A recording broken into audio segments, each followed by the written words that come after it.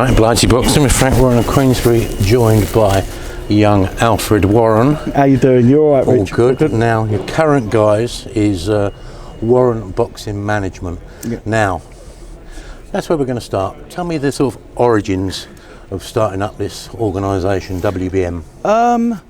You know what? I started off years ago. I mean, I always come to Frank shows as fans and all that. I never ever once, obviously, it's mad, never once crossed my mind to ever get in the business of boxing. And I remember a friend of mine asked me to come down to actually MC a charity show years ago, and it was very badly organised. And I was being there, and they was running around like headless chickens, my friend Paul and that, and they was going, oh, I don't know what to do. Anyway, like seeing how the shows work with Frank and all that, and I've never ever, like, obviously never worked on the shows at that point. Mm-hmm. I was going, no, do it this way, do it that way. Anyway, so we got it. I got it organised a bit more properly on the night. Anyway, my friend called me and he said to me, would you like to do some of these charity shows? We're choosing a different charity all the time. We're doing these charity boxing shows. Would you like to do it? So yeah, and I mean, we're going right head on. I remember we was packing out the Kentish Town Forum. I mean, that was massive. We were packing the Troxies out all the time, and it was good. I got the buzz for it, really. And I remember doing a charity boxing match between Danny Williams and Dominic Negus, and that's when we got a lot of attention for that and all that, because obviously Danny just lost his licence at the time. Dominic lost his licence years ago after all the hours of fight. So I was going, it shouldn't go on, but it wasn't anything like that. It was like more of an exhibition, but it was, you know, they raised a lot of money for charity. And after that, what's that? Danny Williams and Dominic Negus. Yeah. Danny won. He won the fight, and because of obviously where Danny lost his licence, obviously there was a lot of press around it, and I don't know. I think we done one more show after that, and I said, you know, I think this run its course now. I want to go and just go onto the pro scene. So I remember meeting Frank, and I said, like, obviously I want to go on to be a boxing promoter and all that. Frank went, don't even get into the business. Do not get into business, and you know it's not good. I went, look, I really want to do it. So he said to me, look, don't be a promoter. Like, it's suicidal, obviously, if you haven't got TV and all that. If you want to get into it, be a manager. Just go and manage fighters and all that, because you know it's a lot more of a safer thing. So don't get in promoting. It's too much of a headache. So to go about getting a British Border Control licence, you have to hold the whip, didn't you? Yeah, you have to hold on to a licence for 3 years. So I got my whips licence. I was helping Ernie Draper out, old Ernie before he retired, behind the scenes, and I was doing that for 3 years, for a long time. You took over from him, didn't you? Yeah, I took over from Ernie when he left, and I was doing it for a long time with Frank's shows. Obviously, Simon Legg come on board, and you know Simon's took over from that. But you know, the main reason for me doing that was to get my manager's licence. So once I got the manager's licence, we set that up. I signed a couple of fighters, and I've realised, you know, unless you're going to do this full time, it is the hardest job. So you know, I have my job in the daytime doing that sort of stuff, and it was quite hard. And I just thought, you know, I can't handle this. So I drafted my brothers in, all my brothers. I said, look, do you want to work on this together? We can. You know, let's set a company up and let's, you know, do everything for them, you know. And then we got one of my brothers, Sonny, deals with all the sponsorships. Fred deals with the media, and so on. So we were a very, very close knit team, and then that enabled us really, you know, to sign all these fighters up, and that's just basically where it come from. And I noticed you left the old man out of all this. He's there. He's our guiding light, the old man. Anyway, you know, my dad oversees everything with us and all that, and make sure, you know, we can always go to him for advice and everything. And you know, yeah, he's very much in the mix with it as well, my dad. And you know, it's been brilliant, really. But that's basically how I become a manager. I was on the advice of Frank, who said, don't get into the promoting thing, get into the management thing. And I know what he means as well, because promoting professional boxing and promoting charity white collar events completely different ball game. What makes a good manager? You know, what makes a good manager is A lot of elements to it, probably. Aren't there? communication with the fighters. You know, anything that comes through, don't hide nothing from your fighters at all. And you know, you just got to do the best for it. Fight for them, and that's right. You just got to fight for them. If you get them signed up for a promotional deal, you make sure that they get what they have been promised. You make sure, you know, they get. You just do the best for them. Really. So have you got the contacts that will give them the best financial advice, legal advice, all that side of things? Everything, you know. Listen, between me and my brothers, you know, we're very, very well connected in that, in all those fields, really. You know, and more so than ever, you know. Obviously, I look over it, but the way my brothers really have, you know, blossomed into it, you know. Really, I think they tell me what to do. Really, but we've gone through it. But You're the oldest? I'm not the eldest. No, my brother Bobby's the eldest. And but yeah, I mean, listen, we're very, very close. We're at loggerheads sometimes, but you know, we're the sort of brothers and all that. I don't think never had a major falling out and all that. We'll argue, shout at each other, and we'll be on the phone to each other in a couple of hours' time. Do you know what I mean? And just sorting it out. So we don't, you know, never no one's got an ego within the group and all that, and we work very, very well together. And you know, I've only just been managing for the last 3 years, I think, and you know, we're very new, and the fighters that we've signed up have really been coming from their debuts. So you know, this time next year we're going to have guys fighting for major titles, and the talent's there. But I'm very, very happy with the stable we got. We've had a couple of fighters that have re-signed with us, and that's normally a telling point, isn't it? Yeah, exactly. And you know, I mean, I was just saying in another interview earlier, there's been some fighters, I mean, especially with the COVID situation, we were trying to get them in, and they was frustrated, and some fighters are very, very impatient. And listen, it's boxing, you know, it's a short career, and I don't blame them for doing that. And sometimes they go, do you know what, this, that, the other. Because, I mean, to some day, we're very open with our fighters as well. So if something comes on, and we know, so say if someone's interested, right, we're going to get you this deal, and that deal falls through, they probably go, right, they've just spun me a load of shit, and they're not being honest. But we have, listen, we're very open with them. And some of these guys have jumped ship and gone somewhere else, and I've gone to them, look, you know, listen, I haven't got the time and energy to waste on getting the ump with people. I go, you know what, if you don't want to work with us, go somewhere else.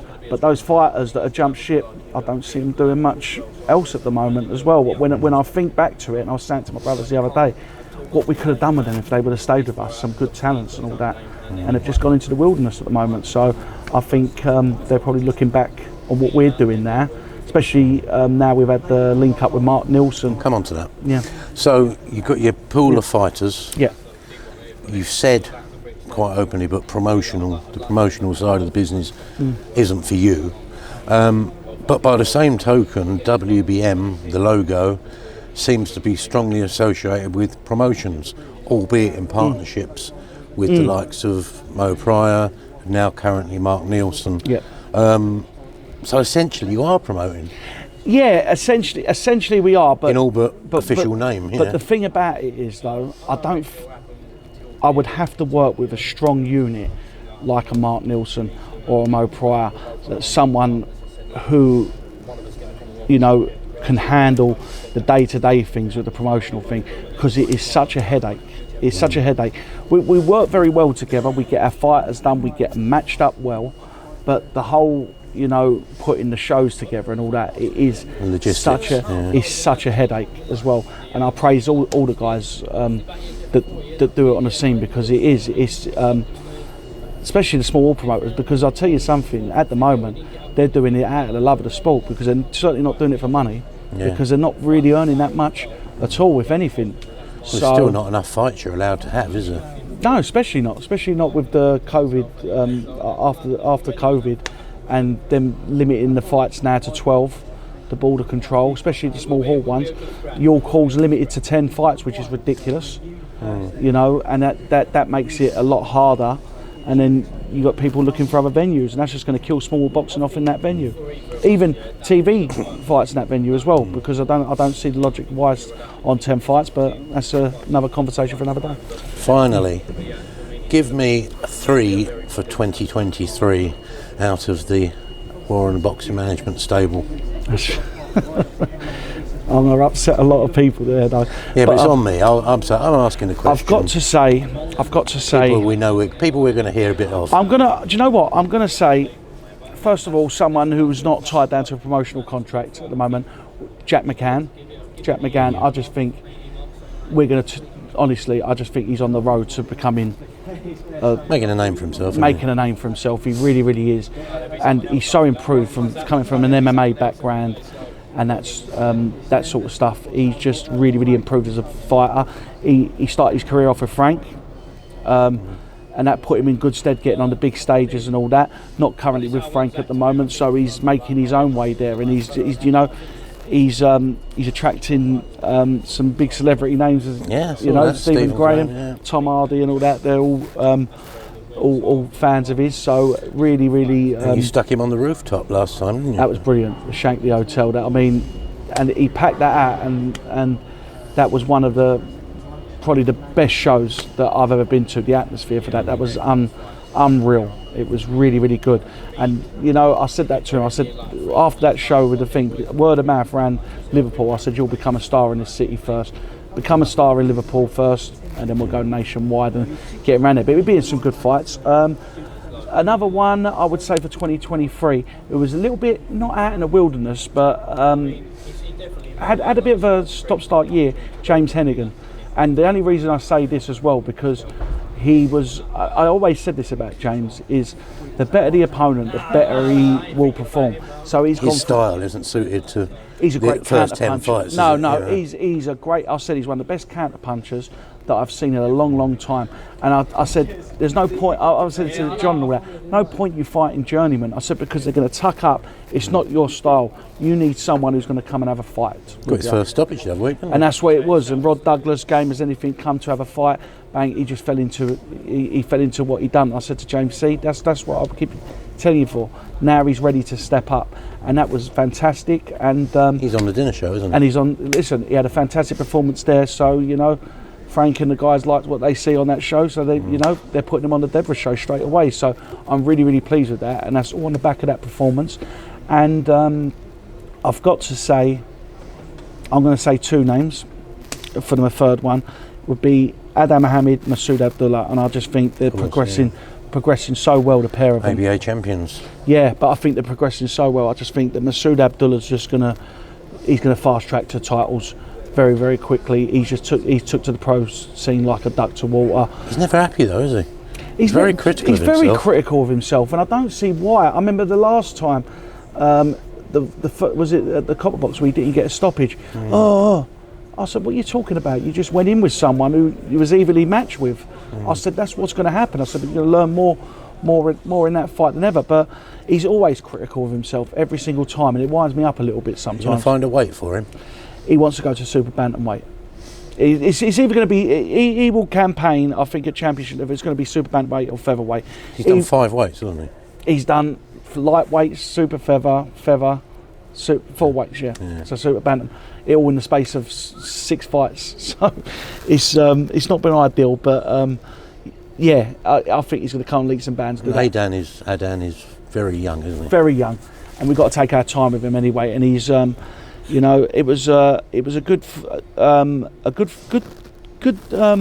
out last time. Very critical, and I remember some Steve Bunce and a couple of the other ones which I wasn't happy with Reece Taylor, and saying, "Oh, that was a joke of a fight." I mean, that must be the first time I've seen Reece Taylor fight, because Reece Taylor is absolute class. But listen, Adan was just too much for him that night, and I think because of the height difference, it looked a bit bizarre. Given his youth and his style, would it not be a good thing for him to, I don't know, totally, I don't know what Frank thinks of this sort of thing, but for you to have him have an extra 3 or 4 fights a year off shows? We have done that, Richard. Yeah, we have done that, because after he had the last fight, we put him on Costas Evangelou's show. He had a 6-rounder there, and we spoke to his trainer, Donnell Smith, about that. I said, look, let's not hang about for the contracted fights. Get out as much as you can, and that's what we got to do. So, but you could get him up to 7 or 8 fights a year, couldn't you? Which absolutely. is probably what he needs, isn't it? Absolutely. He's been he's had a busy year this year, so he wants a little break. He's going to be back next year, about January, February. Hopefully, see Masood out before the end of the year. Just working on that at the moment, but I'm very, very happy with the whole lot of the stable anyway. But I mean, those names I've just come out just stand out for different reasons, but so many of the other guys I've got so much faith in. For you as an organisation, what happens in 2023? I think new things happen? What developments? I think we're going to have more champions on our books. Hopefully, we have a British champion by the end of the year. That's what I'm aiming for after that 4th instalment. Hazy. Yeah, I know. I mean, everyone's moaning about Chisora Fury, but to be fair, they was competitive fights, them ones anyway. But I just want to get that. They're entertaining, but every fight's going to be the same, isn't it? It is. I think they could fight each other. You're not going to see anything differently. I think they could fight each other 10 times, and it would be the same. I just think that their styles gel so well together. Middleweight fight, was it Markham and the other geezer, Mullender, yeah. I mean, every fight they had was going to be exactly the same. Tom Stalker, Craig Evans, remember that? Exactly. I always remember that. And that's a better example. I said that, and they was the one, Frank's. All of them. That's what I'm saying. You've had all these fighters, but that's a testament to Frank and his stable of how well that they're matching these fighters up, and like the fights that everyone wants to see and all that. So I would have loved them. We would have loved the fight to have gone on to the BT platform, but with their hectic schedule this year, me and Errol, we just wanted to get put to bed now. I didn't want to wait till next year for this, for it to drag on. Well, Casey hasn't had any other fights, has he? It's literally just been. It's all the way. Anyway. Because he has mixed it up a little bit, hasn't he? That's right. And we've been up to Birmingham, we've been up to Telford, so they're in his backyard. I think it's going to be a different fight when you got York Hall, when you get the whole crowd on top of it. So he's finally got his home fight. To be fair, we had one schedule. Casey was scheduled to fight that fight at the Copper Box on Lyndon Arthur and Anthony Yard's fight, and he got a leg injury, so we had to go up to Telford the next one. But I can't wait for it to be in York Hall, because like we say before, you don't get an atmosphere like it anyway. So fingers crossed we get a British champion at the end of the year.